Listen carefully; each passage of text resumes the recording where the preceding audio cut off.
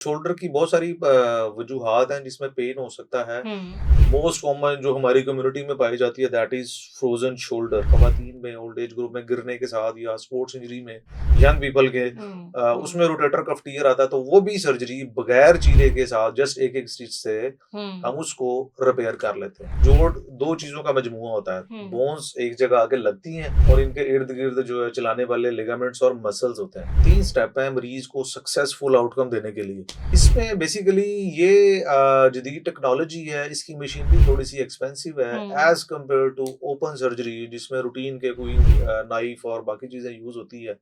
इसकी कॉस्ट थोड़ी-सी ज़्यादा है। एक्स-रे कभी देखें तो हुँ। हील के नीचे छोटा-सा एक वो स्पर-सा नज़र आ रहा था, कई लोग उससे भी रिलेट करते हैं। अच्छा, कंधों में भी अक्सर लोगों का दर्द देखा जाता है। अब तो हमारी नौजवान नस्ल की मैं बात करूँ तो वही शोल्डर का पेन लेकर बैठे होते हैं, हुँ, क्योंकि उनका एक जो हुँ, एनवायरनमेंट होता है वो कुछ इस किस्म का होता है कि 8 घंटे उन्होंने अपनी सीट पे बैठ के काम करना होता हुँ, है, और एंड पे जब वो घर आते हैं तो पता चलता है जी शोल्डर्स में पेन हो रहा है। ख़ैर ये तो हुँ, एक हुँ, एक मैंने आपको सिचुएशन बताई है। तो यस। आर्थ्रोस्कोपी शोल्डर्स की जो ये प्रॉब्लम्स होती हैं वो हुँ, हुँ। कौन-कौन सी प्रॉब्लम्स होती हैं जो ट्रीट करने में हेल्प करता है?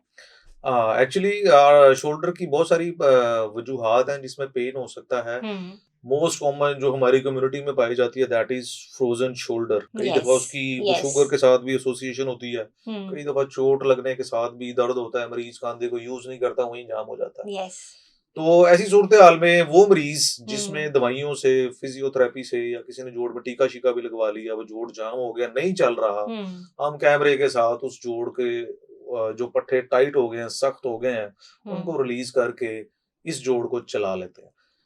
फ्रोज़न शोल्डर के अलावा और भी बड़ी वजूहात हैं, जैसे कोई रोटेटर कफ है जो हमारे शोल्डर को मुकम्मल तौर पे मूव हुँ, करता है, इसकी पूरी मूवमेंट ऊपर-नीचे, आगे-पीछे और रोटेशनल मूवमेंट को कंट्रोल करता है रोटेटर कफ। कई दफ़ा ख़वातीन में ओल्ड एज ग्रुप में गिरने के साथ या स्पोर्ट्स इंजरी में, यंग पीपल के हुँ, उसमें हुँ, रोटेटर कफ टियर आता है, तो वो भी सर्जरी बगैर चीरे के साथ जस्ट एक-एक स्टिच से हुँ, हम उसको रिपेयर कर लेते हैं। राइट। इसके अलावा तीसरा जो प्रॉब्लम है जोड़ का निकल जाना, चोट हुँ, लगी है, कोई एक्सीडेंट हुआ है, कोई गिर गए हैं, तो जोड़ अब निकल गया और बार-बार निकलता जाता है क्योंकि उसकी सपोर्ट टूट जाती है। हुँ, हुँ, इसको भी हम कैमरे के साथ जदीद टेक्नोलॉजी से रिपेयर करते हैं और पेशेंट विदाउट इंसिजन सर्जरी हुँ, वाले प्रोसेस से गुज़र के जल्दी रिकवरी की तरफ जा सकते हैं। राइट। तो इसमें हमारी हड्डियाँ कमज़ोर वग़ैरह तो नहीं हो जाती? नहीं, नहीं, बेसिकली ये सॉफ्ट टिश्यू प्रोसीजर है। इसके हुँ, अंदर जो हुँ, क्योंकि जोड़ 2 चीज़ों का मजमूआ होता है। हुँ, बोन्स एक जगह आके लगती हैं और इनके इर्द-गिर्द जो है चलाने वाले लिगामेंट्स और मसल्स होते हैं। तो hmm, arthroscopy majority of the cases में उन सॉफ्ट टिश्यू को रिपेयर, उनके टियर को रिपेयर करने में या उनको जो है द सॉफ्ट टिश्यू को रिप्लेस करने में काम आती है। तो इसमें पेन और इस तरह के मामलात भी बड़े कम होते हैं। राइट। अच्छा, इसको कुछ एग्ज़ामिन भी किया जाता है कि जब आप डिसाइड करें कि इसके लिए आर्थ्रोस्कोपी सर्जरी की जा सकती है, कुछ ऐसी कंडीशंस भी होती हैं? हाँ जी, सर्जन का डिसीजन इसमें बड़ा इम्पोर्टेंट है। हुँ, वही जैसे हमने पहले बात की है कि 3 स्टेप हैं मरीज़ को सक्सेसफुल आउटकम देने के लिए। सबसे पहला तो फैसला होता है कि ऑपरेशन होना है या नहीं होना, और होना है हुँ, तो कौन-सा होना है। ऑपरेशन भी अच्छी तरह से हो जाए, जो हमारे मकासद हैं, को 2-3 पॉइंट्स जो टेक्निकल वो हमने अचीव कर लिए हैं, बाद में रिहैबिलिटेशन। हुँ, ये तीनों चीज़ें मिलें तो पेशेंट को सक्सेसफुल आउटकम मिलता है।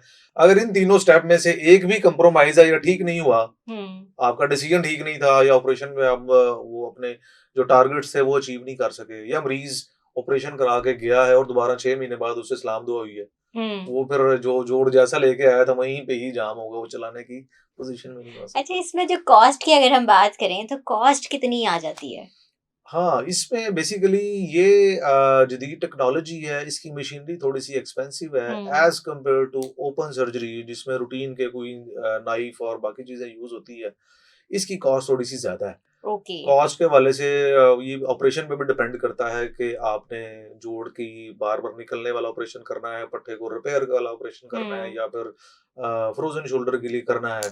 तो बेसिकली इसकी cost as compare to open surgery ज़्यादा इस वजह से होती है कि इसके अंदर कुछ डिस्पोजेबल, कुछ स्पेशल टाँके होते हैं कैमरे वाले, वो यूज़ होने हैं, या कोई ऐसे औज़ार हुँ। हमने इस्तेमाल करने हैं, जो एक स्टिच के ज़रिए जोड़ के अंदर जाएँ और अपना काम करके आ जाएँ। राइट, राइट, जी। राइट।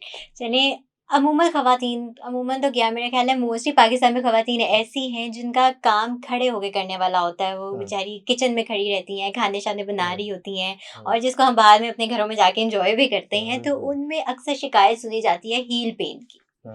तो इसकी क्या वजूहात होती हैं?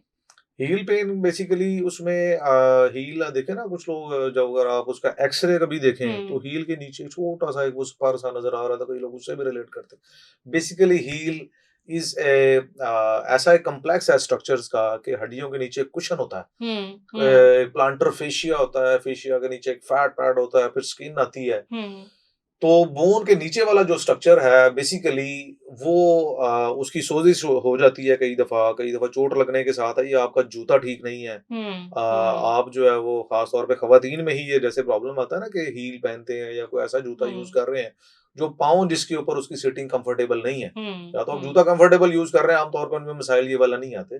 जूता अनकंफर्टेबल है, एक दफा दर्द स्टार्ट हो गया तो फिर उस कुशन को कुछ अरसे के लिए रेस्ट देना पड़ता है और सारी हुँ, चीजें पाँव को जूते के अंदर कंफर्टेबल रहना चाहिए।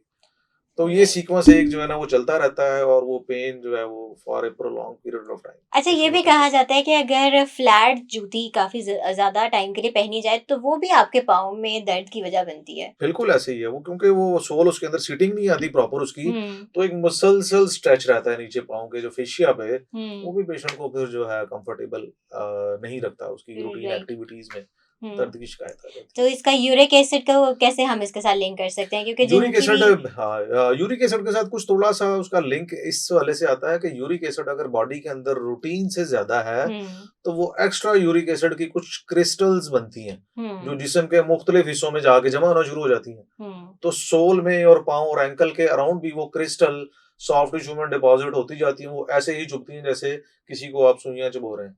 वो बेसिकली सुई की शक्ल की क्रिस्टल होती है, वो जमा रहती हैं, जैसे जो है पेशेंट वज़न डालता है, वो क्रिस्टल बोन और सॉफ्ट टिश्यू स्ट्रक्चर्स में उसी हुँ। तरह से काम करती हैं जैसे आप किसी को नीडल से तंग करते हैं।